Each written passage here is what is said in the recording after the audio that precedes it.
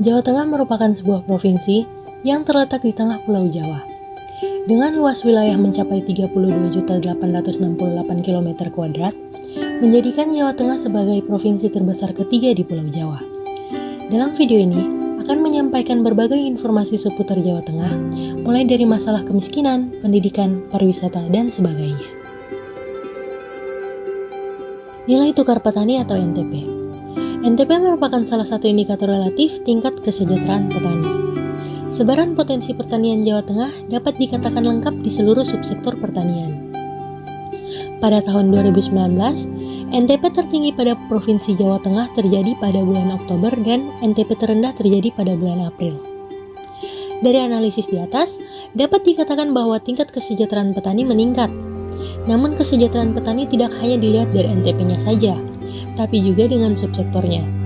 Total presentasi NTP tertinggi terdapat pada subsektor nelayan, diikuti perkebunan, sedangkan presentasi terendah terdapat pada subsektor hortikultura.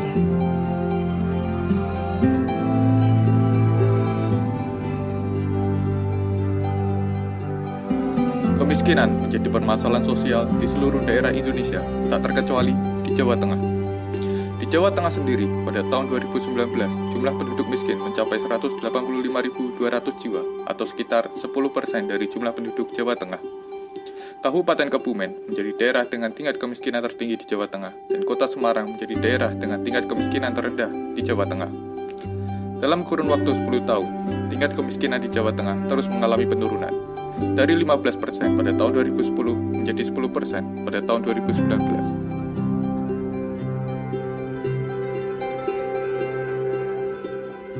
Indeks Harga Konsumen atau IHK di Provinsi Jawa Tengah tahun 2008 hingga 2018. Pada hasil analisis menunjukkan bahwa IHK di Provinsi Jawa Tengah pada kurun waktu 5 tahun terakhir mengalami penurunan dan mencapai titik terendahnya pada angka 111,78 pada tahun 2018. Penyebab IHK turun diantaranya yang pertama, beberapa orang mengalami penurunan pendapatan dan memilih menyimpan uang di bank.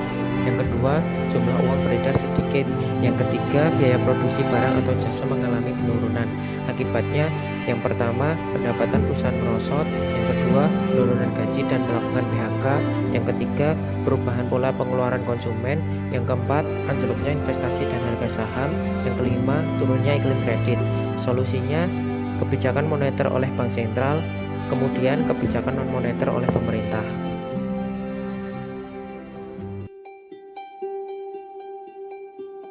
Produk Domestik Regional Bruto atau PDRB Jawa Tengah 2019. Secara keseluruhan, PDRB menurut lapangan usaha harga konstan dan PDRB per kapita Jawa Tengah mengalami peningkatan setiap tahunnya. Hal ini menunjukkan bahwa perekonomian di Jawa Tengah mengalami peningkatan laju pertumbuhan ekonomi dan peningkatan pendapatan yang diterima oleh setiap penduduk selama 1 tahun.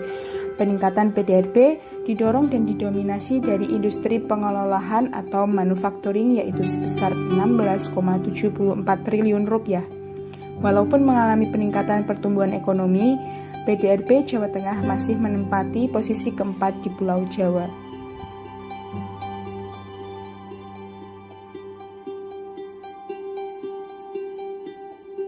Pendidikan adalah proses belajar mengajar mengenai pengetahuan, keterampilan, atau kebiasaan dari generasi ke generasi lain dengan adanya bimbingan seorang atau belajar sendiri atau otodidak. Pada data di atas menunjukkan bahwa perekonomian Jawa Tengah dipengaruhi oleh banyaknya sekolah-sekolah dan perguruan tinggi di Jawa Tengah, seperti tingkat SD di tahun 2014 sebanyak 58,6%, tahun 2018 sebanyak 57,3%, dan tahun 2019 sebanyak 57%. Ini menandakan bahwa banyaknya siswa di Jawa Tengah yang bersekolah untuk meningkatkan pengetahuan mereka agar perekonomian Indonesia khususnya Jawa Tengah bisa lebih baik lagi. Mengapa di tingkat pendidikan SMA, SMK, dan perguruan tinggi presentasinya cukup rendah? Karena banyaknya siswa-siswa yang bersekolah tidak hanya di Jawa Tengah saja, khususnya perguruan tinggi. Siswa-siswa yang sudah lulus SMA atau SMK kemudian melanjutkan studinya ke perguruan tinggi, maka mereka dengan bebas memilih perguruan tinggi yang diinginkan. Maka dari itu perguruan tinggi di Jawa Tengah presentasinya rendah. Kemudian banyaknya juga perguruan tinggi di provinsi-provinsi lainnya.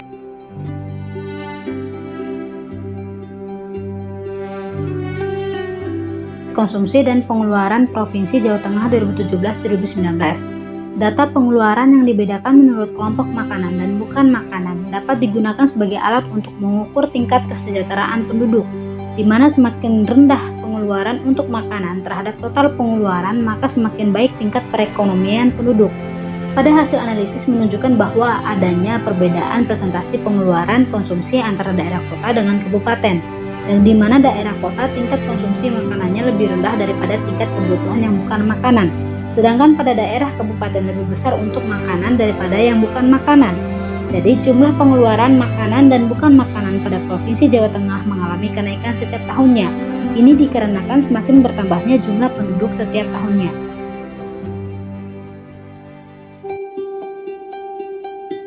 Pariwisata Jawa Tengah, yang mana kita tahu bahwa pariwisata juga memberi kontribusi terhadap perekonomian.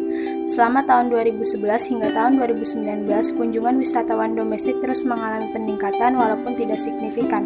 Sedangkan kunjungan non-domestik mengalami naik turun di setiap tahunnya, dan kunjungan paling tinggi yaitu 2017 sebanyak 781.107 dan kembali turun pada tahun 2018. Tahun 2019, baik domestik maupun non-domestik mengalami peningkatan meskipun tidak signifikan. Hal ini bisa disebabkan karena adanya tambahan objek wisata baru sebanyak 65 pada tahun 2019, yang mana 3 destinasi paling sering dikunjungi merupakan destinasi yang mendapat tambahan tersebut, yaitu objek wisata religi, budaya, dan alam.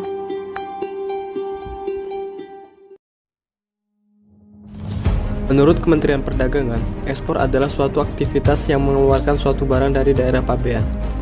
Daerah pabean merupakan suatu daerah milik Indonesia yang terdiri dari wilayah darat, perairan, dan udara, yang juga mencakup seluruh daerah tertentu yang berada di dalam zona ekonomi eksklusif. Kegiatan impor di Jawa Tengah lebih dominan dibandingkan ekspornya. Berdasarkan grafik dari Badan Pusat Statistik yang telah diolah, jumlah total impor sebesar 113,8 ribu US dollar pada rentang tahun 2010 sampai dengan 2019, yang artinya kebutuhan akan barang dan jasa di Jawa Tengah masih belum terpenuhi, sehingga mendatangkan produk yang tidak tersedia dari negara lain. Meskipun demikian, di 2012 Jawa Tengah mulai bangkit, ekspor terus mengalami peningkatan dari tahun ke tahun dan mencapai puncak tertinggi pada tahun 2019.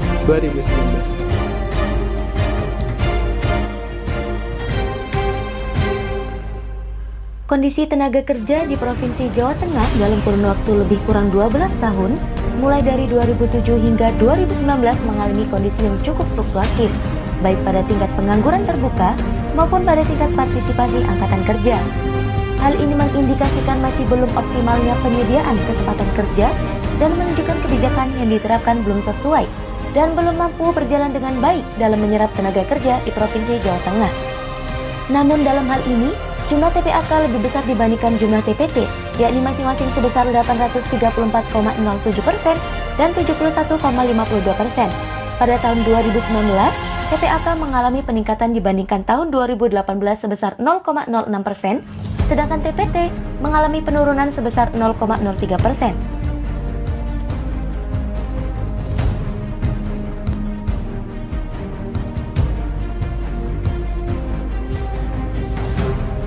Dapat kita ketahui, penerimaan investasi di Jawa Tengah terdiri dari investasi asing dan investasi dalam negeri.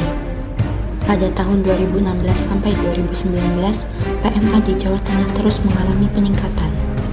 Akan tetapi, PMDN mengalami fluktuasi di periode tersebut. Di sisi lain, Jawa Tengah menduduki peringkat 8 atas penerimaan investasi dalam negeri dan peringkat 3 atas penerimaan investasi asing di tahun 2019. Kabupaten Cilacap mendapatkan investasi dalam negeri paling besar, serta Kabupaten Batang mendapatkan investasi asing terbesar selama 4 tahun terakhir.